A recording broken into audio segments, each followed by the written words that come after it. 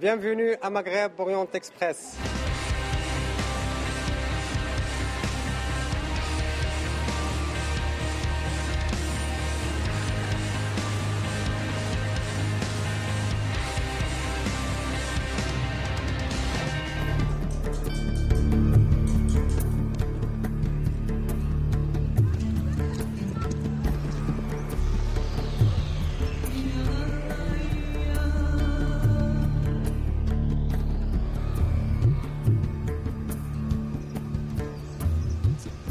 Bienvenue à tous à Tunis, je suis ici avenue Bourguiba pour un numéro inédit de Maghreb Orient Express. La Tunisie s'apprête à vivre l'une des pages les plus importantes de son histoire avec dimanche prochain l'élection d'une assemblée constituante, c'est-à-dire une assemblée qui sera chargée de rédiger la nouvelle constitution.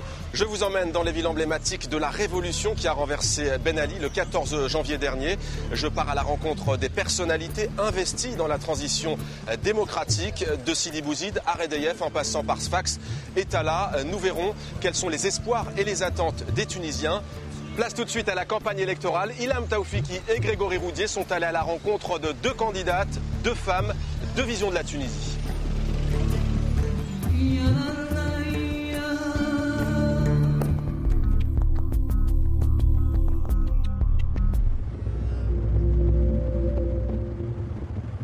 C'est bien, on est parmi les premiers à coller les affiches. Premier jour de campagne pour Souhir Fourati, tête de liste du mouvement Doustourna. En français, notre constitution. On va aller au café. Son objectif, inciter les citoyens à voter pour son projet constitutionnel. Difficile, ici personne ne la connaît. Elle est juriste de formation et la politique, elle n'en fait que depuis la chute du régime. C'est bien ce que cet homme lui reproche. Ma question est précise. Avez-vous eu l'occasion d'écrire une nouvelle constitution avant le 14 janvier ? Je ne voulais pas collaborer avec Ben Ali. Où étiez-vous avant le 14 janvier ? Vous ne vous êtes pas opposé. Non, je ne voulais pas participer à ça. Tu n'as pas participé, alors tu as laissé le dictateur agir. La première approche est houleuse, mais Souhir a une explication. Ils ne savent pas ce que c'est qu'une constitution. Ils ne savent pas ce que c'est. Ils sont dans le flou total. Il y a pratiquement 1600 listes là sur la totalité du pays.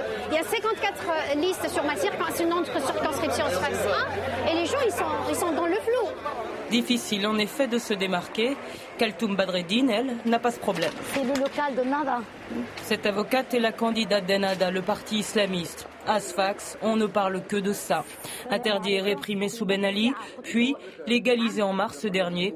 Ennahda cultive l'image d'opposants de longue date. Que nous sommes sûrs que le peuple va nous voter parce que nous étions, ceux qui ont combattu Ben Ali durant une longue période.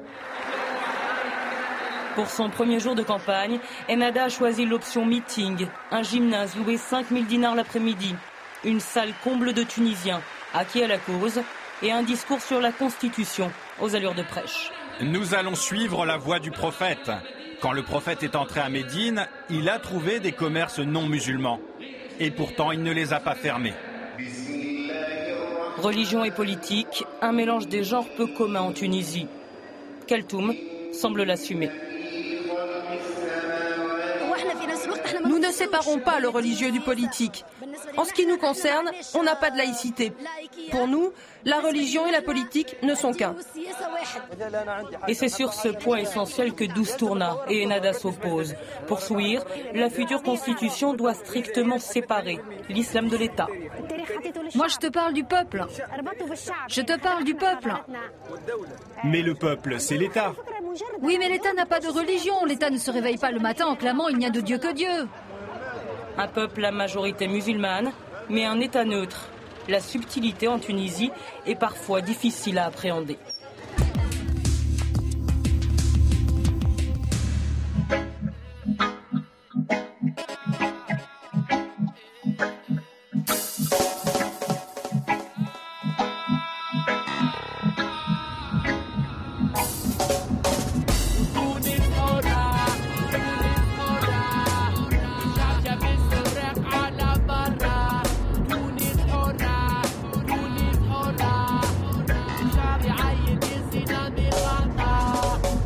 C'est ça aussi la révolution, c'est de pouvoir avoir deux caméras, une autre caméra derrière qui nous filme et de ne pas se faire arrêter par la police. Ça, c'est magnifique.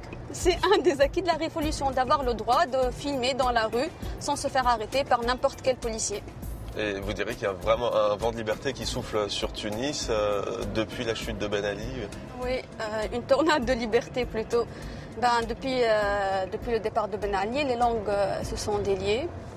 En fait, ce qui a changé, c'est que les gens n'ont plus peur de s'exprimer. Et ça, je pense qu'il serait difficile de faire marche arrière. Donc là, on a plusieurs partis. 100 partis, et je pense que même en éliminant le maximum, on va quand même avoir des partis d'opposition, ça c'est bien. La liberté d'expression existe, ça c'est bien. Maintenant, après, il faut savoir l'utiliser. Et c'est ça le problème, c'est que maintenant ça va un peu dans tous les sens. Mais c'est normal qu'après une dictature de 23 ans, que ça aille un peu dans tous les sens, que les gens frustrés veuillent s'exprimer sur tout. Ça prendra quelques temps et après les choses vont s'équilibrer. Vous êtes blogueuse, vous travaillez à la radio, à Express FM. Vous allez d'ailleurs m'y emmener tout à l'heure. Juste une question, j'ai lu que le terme révolution Facebook vous agace. C'est pourtant un moyen d'expression important. Parce que ce n'est pas une révolution Facebook. L'Occident a un peu trop médiatisé des figures comme moi qui avaient communiqué sur Facebook, sauf que Facebook a eu cet impact-là parce qu'on avait des médias quasi inexistants. On avait des journalistes qui étaient incompétents, il y en avait des morts et personne ne parlait de ça. Et du coup, Facebook a joué le rôle de médias qui n'étaient pas là. Mais la révolution s'est faite dans la rue, il y a des gens qui sont morts et c'est eux les héros de la révolution, c'est pas moi. À commencer par Mohamed Bouazizi à Sidi Bouzid. Si je vous dis Fadia Hamdi, qu'est-ce que vous me dites? Ça me fait sourire au départ parce que Fadia Hamdi, quelque part, c'est aussi une victime du système de Ben Ali parce que Fadia Hamdi, on l'a un peu oublié, mais elle a été arrêtée. Le délit, c'était pour avoir giflé Bouazizi, mais même gifler quelqu'un ne justifie pas de se faire arrêter pendant des mois sans un procès. Et mine de rien, elle faisait son travail. Bon, après, on va parler du rôle de Bouazizi, mais elle faisait son travail. Il faisait des choses illégales et elle a fait son travail. Après, c'est vrai que normalement, au niveau de la municipalité, on aurait dû l'écouter, l'entendre, mais elle, Fadia Hamdi, est aussi une victime du système. Eh bien, nous avons voulu savoir ce qu'elle était devenue et nous sommes allés à sa rencontre.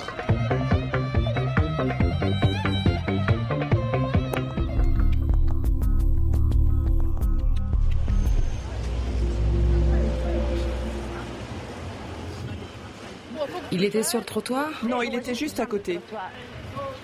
Faïda Hamdi n'a pas voulu revenir seule sur le lieu où tout a commencé.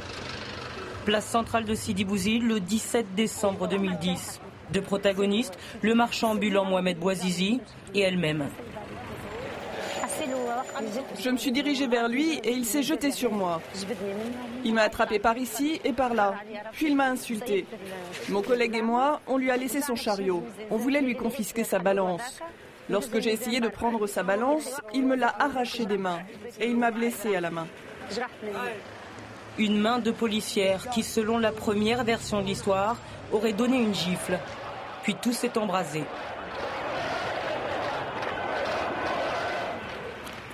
Je n'aurais jamais imaginé ça. J'ai juste appliqué la loi et puis finalement j'ai changé le régime. La Tunisie, puis l'Égypte, la Libye et tout ce qui va venir après.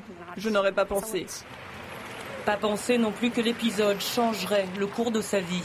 Fusible du régime, elle a été jetée en prison durant 4 mois pour calmer la colère populaire. 1 mois de grève de la faim pour avoir le droit d'être jugée. Je suis la victime numéro 1. Je ne reproche rien au peuple, je le comprends. Mais Ben Ali, il m'a transformée en serpillière et il s'est essuyé les pieds sur moi. Puis le 19 avril, le tribunal tranche. Faïda Hamdi n'a pas giflé Mohamed Bouazizi. Depuis, elle a repris son travail à la mairie de Sidi Bouzid. Je vais reprendre ma place. C'est comme si notre métier était le seul responsable de toutes les fautes de l'ancien régime. Nous, on est de simples employés. On mange du pain comme les autres.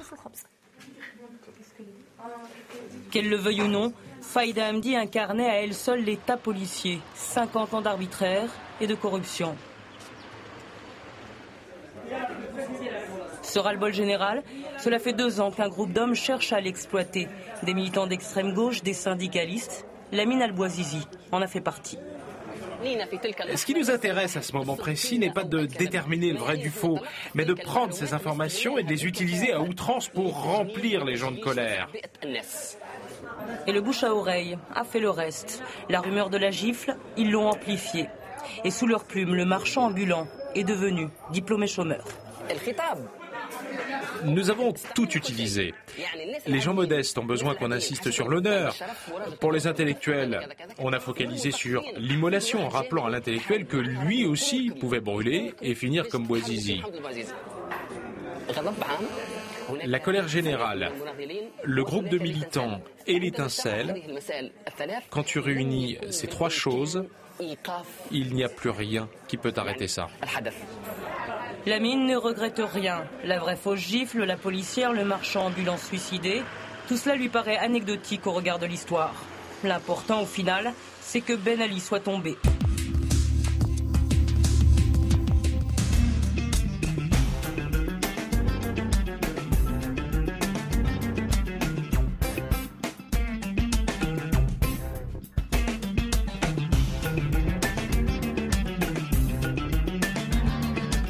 Karim Benamor, vous vous apprêtez à prendre l'antenne dans quelques minutes. Votre émission s'appelle Fikelmtin en 2 mots.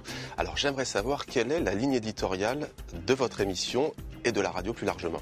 La ligne éditoriale de la radio, c'est une ligne, on va dire, neutre, équilibrée, qui donne, qui parle d'information et qui essaye de faire parler tout le monde en fait. Pour résumer en 2 mots, c'est thèse, antithèse, synthèse. On ne prend pas parti, mais on essaie véritablement d'avoir toutes les différentes sources de l'information. Alors en même temps, vous dites on ne prend pas parti, on est neutre, mais vous êtes l'une des premières radios, voire la première en Tunisie à avoir couvert la Révolution. Est-ce qu'aujourd'hui vous êtes aussi prêt à prendre des risques et à aborder des sujets tabous, controversés ? À partir du moment où être neutre ne veut pas dire ne pas s'engager, être neutre ne veut pas dire regarder et ne rien faire, être neutre veut dire aller chercher l'information et essayer de savoir les différentes sources de l'information, c'est-à-dire les différentes manières où l'information est abordée. Donc finalement, être neutre, ça veut dire aussi s'engager.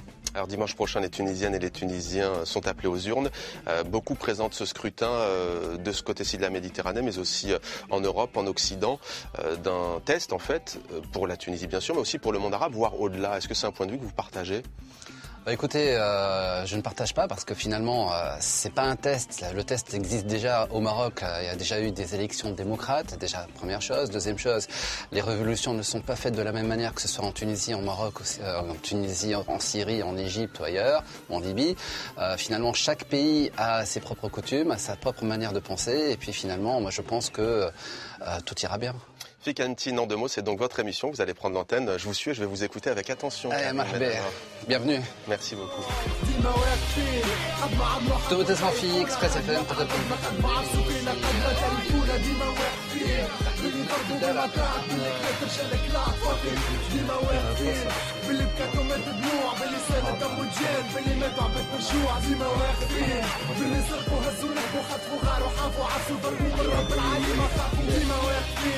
اللي حلينا العين واقفين خاطر تمرمدنا وعشنا الهم خاطر من الصغار شفنا الظلم ما قدرناش نحلوا الفم خاطر هوال البلاد ولا السم واقفين خاطر شفنا والدينا كيف ردوا منا رجال وبيدينا هدينا جبال واقفين ضاو علينا سنين وسنين واحنا ساكتين خايفين من المشكلين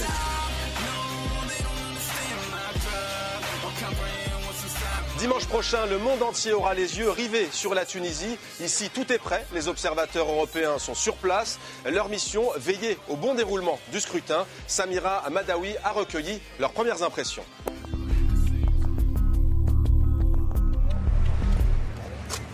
Elle est tchèque, il est espagnol. Durant 2 mois, ils ne vont plus se quitter. Leur mission, scruter le déroulement de la campagne électorale et le scrutin du 23 octobre. La campagne a démarré timidement. Mais les affiches électorales ont commencé à fleurir un peu partout sur les murs en Tunisie. Carolina et Andrés sont 2 observateurs de l'Union européenne.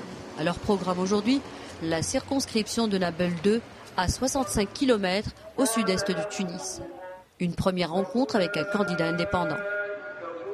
Nous, notre travail consiste principalement de faire des rencontres.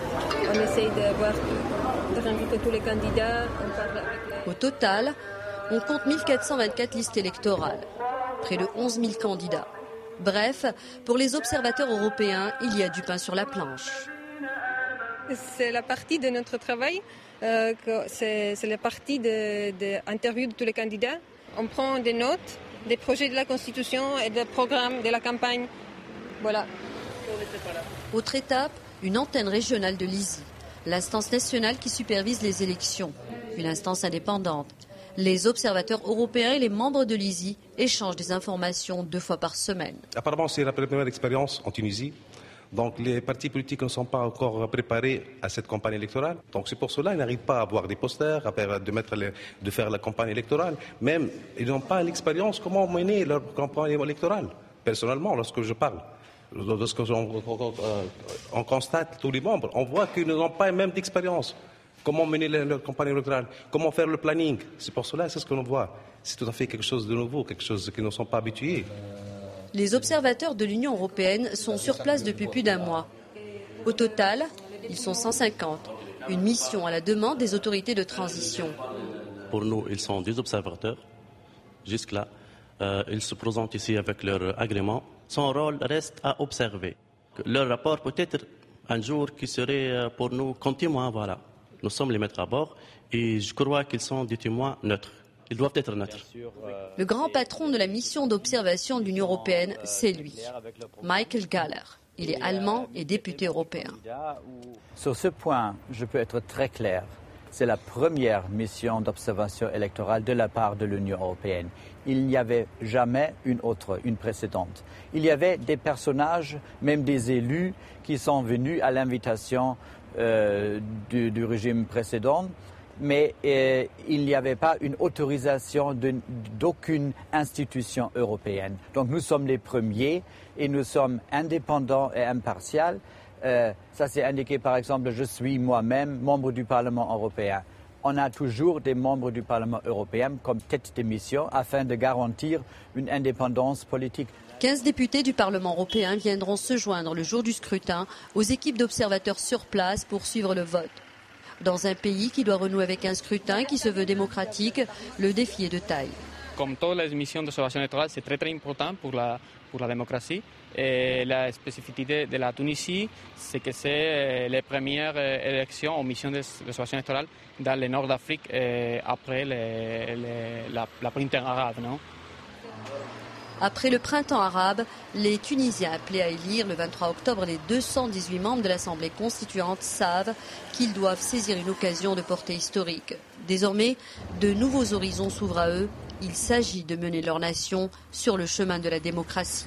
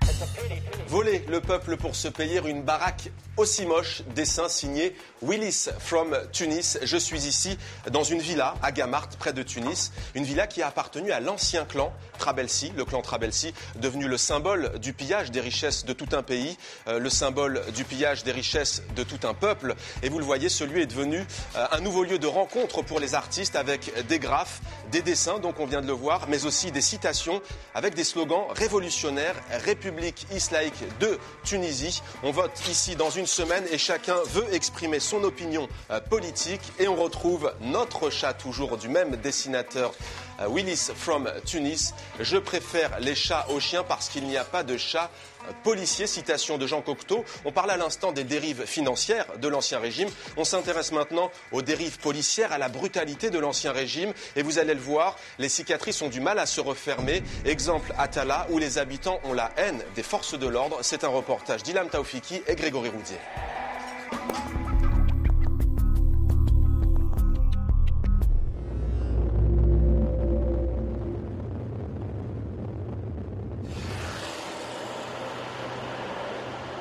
Voici l'ancien commissariat de Talla. Karim l'appelle encore la maison de l'horreur. Il a 21 ans et n'a plus peur d'y entrer. Les anciens occupants, une quarantaine de policiers, ont déserté 2 jours avant la chute du régime. Dans leur fuite, ils ont tout détruit, mais pas les souvenirs. Les policiers m'attachent les mains, comme ça. Ils me laissent accrocher toute la journée et toute la nuit dans le froid.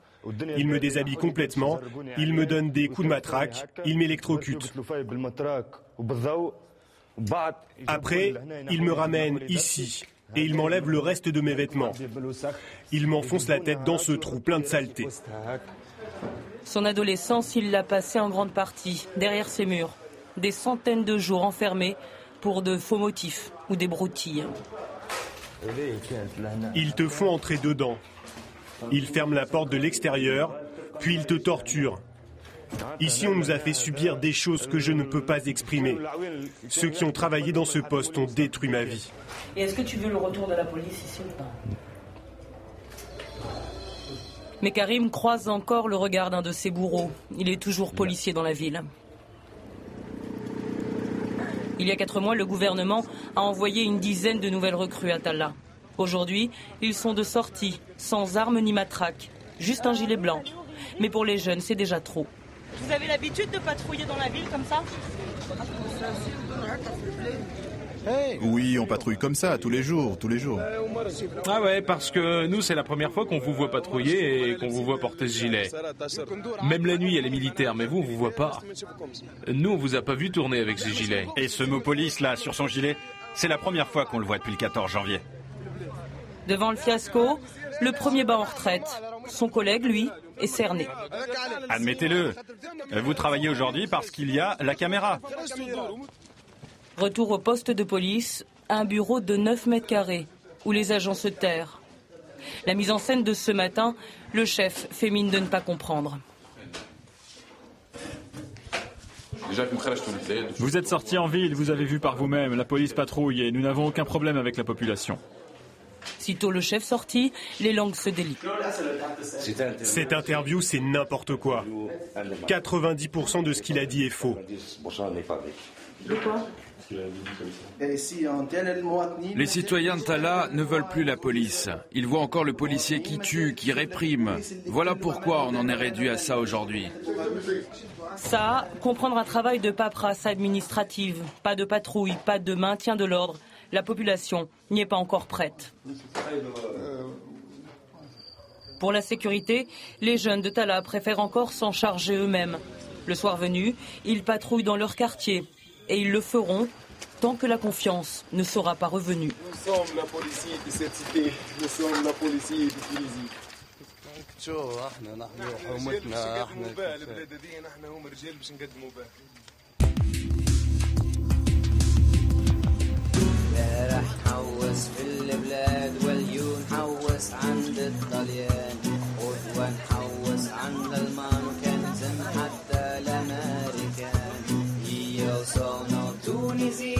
Cardinal, Saint-Dinat et 5-10. Au revoir, merci.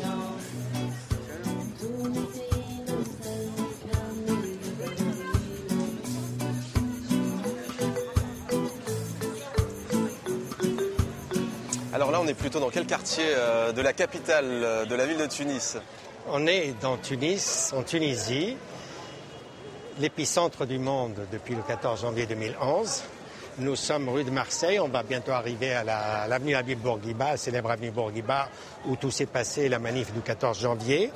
C'est la place Tahrir de Tunisie. Alors, je viens d'acheter ce magazine, ça va vous faire plaisir, le Maghreb Magazine. C'est un magazine qui a une longue histoire et elle est liée à la vôtre. Oui, en 1981, nous avons créé, Omar Sahabou et moi, un journal qui s'appelait Le Maghreb, un hebdomadaire. Il a été arrêté en 1984 par Bourguiba. Il est reparu en 88, après le 7 novembre 87, l'arrivée de Ben Ali. Ben Ali l'a arrêté en 1990, il a mis le directeur en prison. Alors tous les deux, pour des raisons différentes et de façon différente, nous avons mis nos vies de journalistes entre parenthèses pendant 20 ans. Et le 18 ou 19 janvier, Omar Sahabou est rentré d'exil. Il a poussé ma porte, il a dit on refait le journal. J'ai dit on refait le journal en 3 secondes. Alors j'ai tout de suite lu l'édito de ce magazine et il y a une phrase qui m'a marqué, vous dites l'humour c'est un signe de la bonne santé de la presse. Pourquoi? Parce que si on peut critiquer dans un pays où il y a une liberté de la presse, une autorité, si on peut la critiquer avec humour, c'est encore plus fort et encore plus puissant, surtout si l'autorité l'accepte. Et c'est pour moi un signe que nous sommes vraiment un pays libre où il y a une liberté d'expression. Dans une semaine, les Tunisiens votent. Beaucoup parlent déjà d'un test pour le monde arabe. C'est un point de vue que vous partagez? Je pense que c'est un test pour le monde arabe et pour beaucoup d'autres pays en dehors du monde arabe également. Et je pense que s'il y a une chance pour que, je suis peut-être un optimiste, structurellement optimiste, mais je pense que s'il y a un espoir que dans un pays arabo-musulman, il y ait une démocratie, une république, etc., c'est la Tunisie. رئيس البلاد هاني اليوم نحكي معاك باسمي واسم الشعب الكل اللي عايش في الاحزاب 2011 مازال فما شكون يموت بالجوع حاب يخدم باش يعيش لكن صوته مش مسموع اهبط للشارع وشوف. Dégage, c'est un livre qui est devenu culte, La Révolution tunisienne, un livre témoignage. On rentre dans la librairie? Allons-y.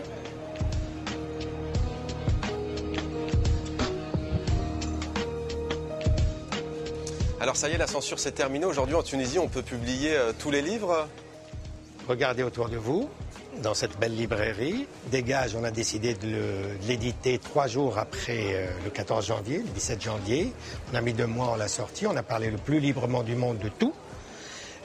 Jamais on n'aurait pu se le permettre avant.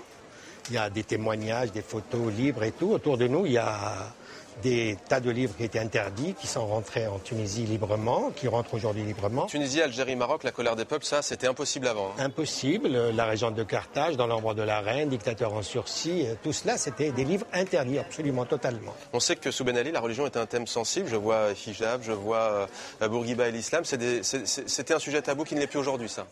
Plus rien n'est tabou. On parle librement de tout. On a une liberté d'expression totale avec un débat qui s'ouvre sur tous les sujets. La religion, qui peut être vif, d'ailleurs. Magnifique, formidable. J'espère simplement que ça va durer.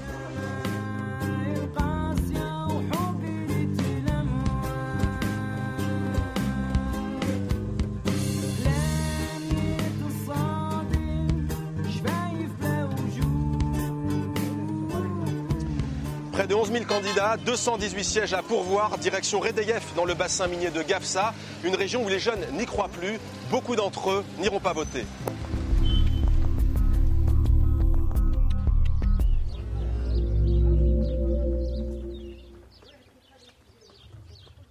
À 28 ans, Mohamed n'a jamais travaillé. Il voudrait être embauché ici, à l'usine de phosphate de Redeyef. 8 ans que lui et ses amis essayent en vain. Alors, depuis 100 jours, ils occupent le site et bloquent toute activité. Cette compagnie, elle est à nous. Nous la surveillons pendant la nuit. C'est la richesse de notre pays, c'est notre propriété et on a décidé de tout fermer. Parce qu'il faut que l'économie s'arrête ici. Il faut qu'on nous écoute, il faut qu'on nous entende. Dans la région, le phosphate, c'est de l'or. Et la compagnie des phosphates de Gafsa, le principal employeur. Elle ne fait travailler que 2% des habitants de la ville. Mohamed, lui aussi, veut faire partie des privilégiés. J'ai le droit de travailler. Quand on a commencé le blocage, les gens des partis étaient contre nous. Ils devraient être sensibles à notre sort. Nous sommes chômeurs et orphelins. Hassan est membre du Parti communiste, chômeur lui aussi. Et le blocage, il s'y oppose. Ça fait 2 mois et demi que c'est fermé. Les gens ne travaillent plus. Contre le blocage, mais pas contre les revendications. D'ailleurs, ce combat pour l'emploi, contre le clientélisme, il l'a mené lui aussi avec d'autres, en 2008. 6 mois de révolte contre la CPG. Mais pour lui, aujourd'hui, la paralysie est trop risquée. Les gens en ont marre. Ils sont désespérés. Ils n'ont plus de quoi manger, ils sont trop fatigués. Ces gens-là sont contre cette façon de protester, ça va à l'encontre des intérêts de la population. Dans le centre-ville, les bureaux de la CPG sont eux aussi occupés par des chômeurs. Hassan tente de les convaincre de lever le siège. On ne veut pas pénaliser la population. Vous pouvez très bien négocier sans bloquer l'accès à l'usine. Mais c'est peine perdue. Comment ça se fait que toi et ton parti soyez contre les intérêts des ouvriers? Ne mens pas. Ça se fait? Tu sais très bien qu'on est avec vous. On soutient vos revendications. À Gafsa, au siège de la CPG, on joue le pourrissement. La direction refuse toute interview filmée. Mais un ancien employé a accepté de nous parler. Aujourd'hui, ils ont peur d'agir. Ils redoutent une réaction violente. Car même s'ils emploient 1 millier de personnes, ils ne pourront pas embaucher tous les chômeurs de la région. Ça pourrait être grave. Peur d'une explosion sociale, comme en 2008. En outre, le régime Ben Ali n'est plus là pour mater la révolte. Alors la CPG attend. Avec le blocage, elle perd pourtant 1 million de dinars par jour. À croire qu'elle en a les moyens.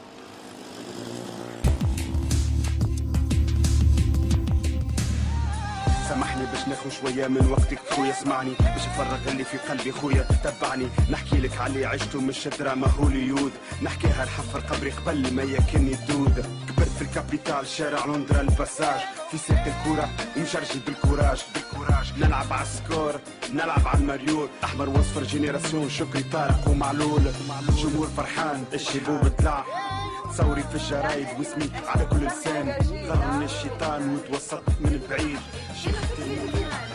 Qui est disponible jeudi matin? disponible toute la journée.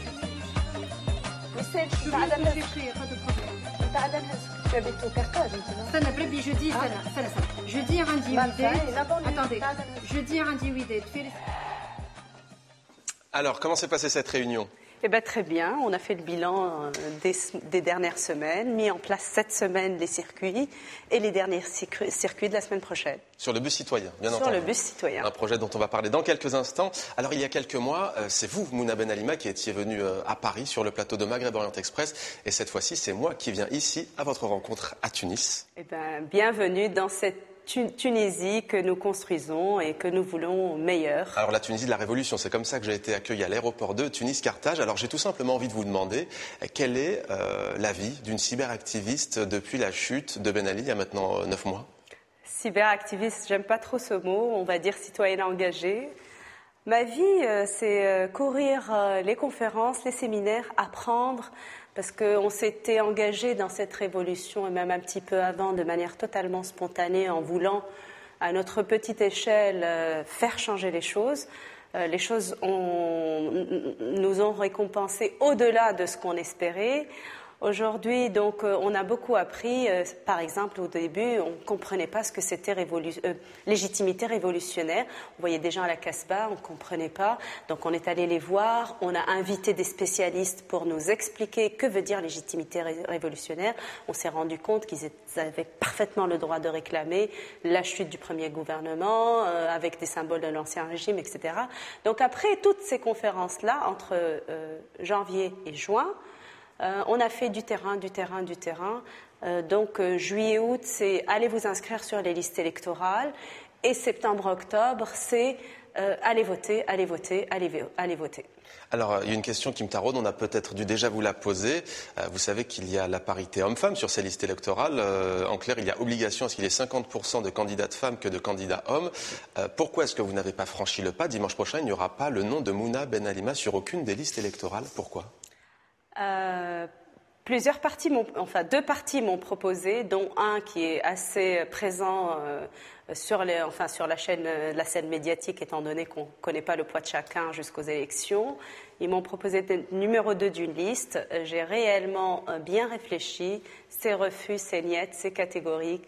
J'ai découvert que je détestais la partie pouvoir, mais j'ai adoré la partie contre-pouvoir, société civile. C'est là où je me sens près des gens, bien. près du peuple. Près des gens, dans la vigilance, pas dans les calculs, etc., pas dans le côté intéressé, dans le côté totalement indépendant, en croyant à mes valeurs, à mes combats, à ce pourquoi je voudrais donc pointer du doigt telle ou telle chose, etc.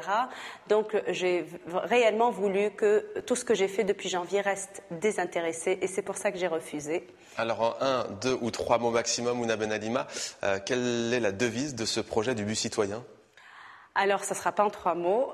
Vous allez me donner quelques secondes de plus. La devise. Les accords. Alors, le slogan arabe, c'est Sawat Masirk. La traduction, ça veut dire vote ton destin. C'est un clin d'œil un petit peu à l'avenir et à l'acte de voter. Le résumé, c'est réellement aller voter. Et j'appelle tous mes concitoyens qui sont mécontents, qui n'aiment pas la situation actuelle, qui trouvent que rien n'a changé, ou alors qui trouvent qu'il y a trop de chômage, ou alors qui trouvent qu'il y a trop d'inflation, ou alors qui trouvent que la corruption n'a pas été réellement enfin les enquêtes ne sont pas là. Il y a un besoin de justice transitionnelle clair et le gouvernement actuel ne fait rien pour la mettre en place en attendant le gouvernement légitime. Sachez que toutes ces revendications-là, que tous ces mécontentements-là ne vont pas aboutir, ne vont pas se faire entendre si vous n'allez pas voter le 23 octobre, si vous restez chez vous en disant de toute façon rien ne va changer. C'est une occasion historique, c'est la seule qu'on a eue de toute l'histoire de la Tunisie indépendante pour que nos voix réellement influent sur le destin du pays, influent sur les décisions futures et réellement qu'on puisse exprimer soit notre ressentiment, soit ce qu'on aime. Et que les gens qui ne trouvent pas des partis qui les représentent, parce qu'ils ne trouveront pas des partis qui les représentent totalement, mais au moins à un certain pourcentage, au moins qu'ils aillent voter pour bloquer la route aux partis qui, eux, ne les représentent pas du tout et qui représentent tout ce qu'ils n'aiment pas. Rester chez eux à la maison, ça veut dire aller offrir sur un plateau la victoire à nos adversaires ou à ceux qu'on n'aime pas. Allez voter donc à tout prix dimanche prochain, c'est donc votre message. Et pour en savoir plus sur ce projet, sur le bus citoyen, eh bien, Mona Douib est allée à la rencontre de votre équipe sur place, qui fait un travail de terrain. C'était près de Bizerte. On regarde le reportage ensemble.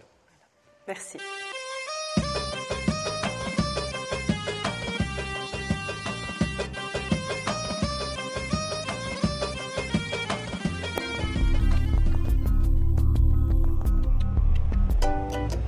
Un bus pas tout à fait comme les autres, le bus citoyen. À bord, 10 bénévoles. Leur mission, rencontrer les Tunisiens et répondre à toutes les questions qui peuvent se poser sur les élections du 23 octobre. Direction El Alia, un village près de Bizerte, à 50 km au nord de Tunis. Première étape, le marché. Je t'explique pourquoi on doit voter. Mais j'ai jamais voté. Et justement, c'est une occasion pour le faire. Le bus citoyen, c'est une initiative de plusieurs associations, indépendantes bien sûr, aucun lien avec un quelconque parti politique. Notre mission, c'est de motiver les gens de voter le 23 octobre en essayant d'expliquer l'Assemblée constitutionnelle, les différents partis qui existent. Nous voulons que les gens passent aux élections avec une certaine compréhension. L'objectif est donc purement pédagogique. Pas facile d'entrer dans un processus démocratique après 23 années de dictature. Pas toujours facile de comprendre le fonctionnement d'élections libres. Le bus citoyen est donc le bienvenu. C'est une bonne chose. Il y a beaucoup de gens qui ne comprennent rien. Surtout qu'il y a trop de partis et de listes électorales. Les gens sont perdus et ne savent plus quoi faire. Ils doivent comprendre pour savoir comment voter. Pas facile non plus de s'y retrouver parmi les très nombreux candidats. Certains sont mûrs, d'autres un peu verts et peu connus, comme leur programme. Il vaut mieux aussi qu'ils expliquent leur programme au lieu de dire moi je fais moi. Tous ils disent moi. Non, l'abed ma raouch شنو عملوا exactement. Il vaut mieux ils expliquent toujours un peu mieux leur programme. et l'équipe de bénévoles reprend la route. Direction Rafraf, à quelques kilomètres de Bizerte. C'est tout le pays que le bus citoyen a commencé à sillonner du nord au sud, avec pour ambition de pousser les Tunisiens à voter et à prendre leur destin en main. Cette fois, l'équipe a rendez-vous dans une usine. Elle est attendue par des ouvriers textiles et pas un ne voudrait manquer ce rendez-vous. Même ceux qui ne sont pas inscrits ont le droit de voter. Comment je fais ? Tu vas avec ta carte d'identité à la délégation pour savoir dans quel bureau tu dois voter, pour éviter de faire la queue et de chercher ton bureau de vote. Ah, on est d'accord. Là, c'est clair. Celui qui ne sait pas lire, il n'a qu'à mémoriser les symboles. Les partis qui ont de l'argent sont très présents. Les autres, même s'ils ont des bonnes idées et des principes, ils n'ont pas de moyens. Ils ne peuvent pas y arriver. Il y a 57 listes ici. Tu vois, tu élimines ceux que tu n'aimes pas. Ceux qui sont corrompus, ceux qui achètent des voix ou ceux qui sont financés par l'étranger. Et il n'en reste plus alors que 8 ou 10. Nous sentons des personnes qui ont très envie de participer à la construction d'une Tunisie meilleure. Mais nous sentons des personnes qui sont, assez déçues du paysage politique qu'on a en ce moment, des gens qui se déchirent sur les plateaux télé. L'apprentissage de la démocratie va être long. Un apprentissage long, mais l'équipe du bus veut y croire. Demain, ces jeunes bénévoles iront à la rencontre d'autres citoyens.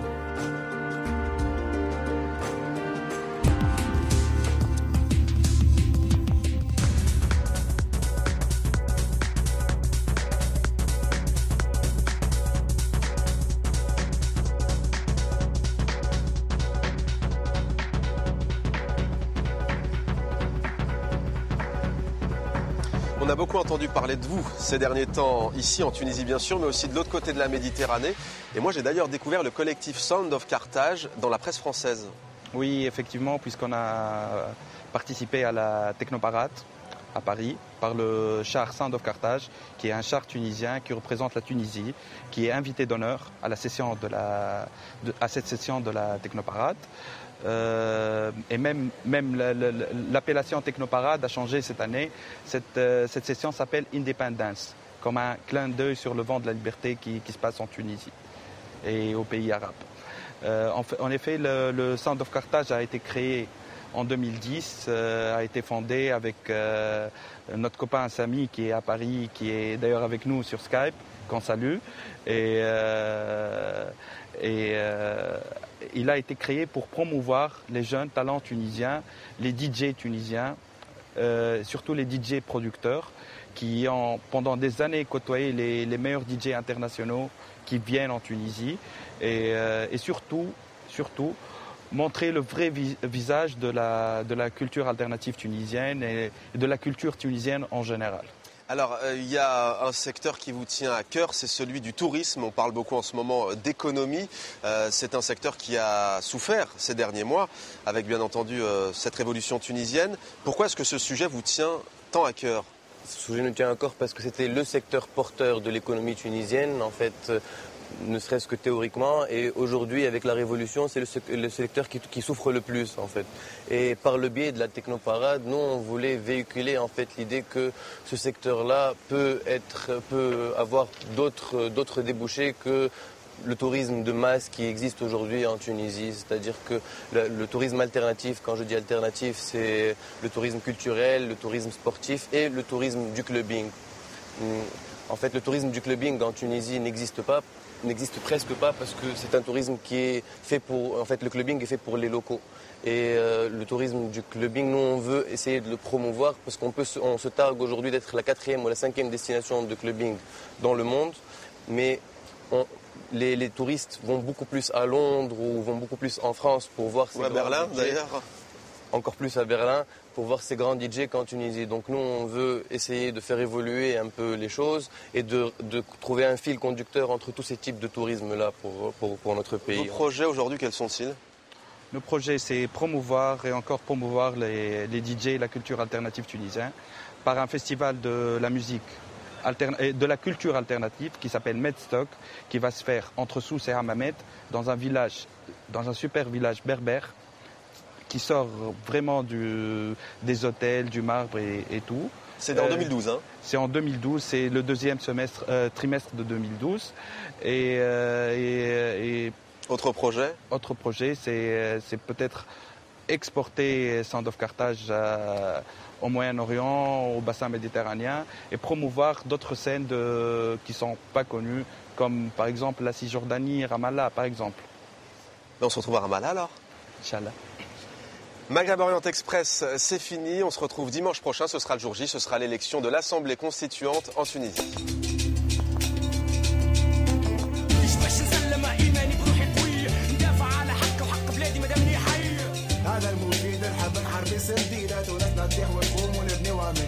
انا توسي انتي توسي كلنا توانسة متحدين جابيل اليونيتي يدفل اليد اخوات صامدين واقفين كوم دي سولدا ضد الخونة والقعدة صاي تونس راهي حرة وعاد الظلم لازمو يتعدى. Demandons martyr, c'est pas facile de partir, il faut agir et foncer, finir ce qu'on a commencé. Liberté, solidarité, démocratie, à consommer sans modération, Tunisie.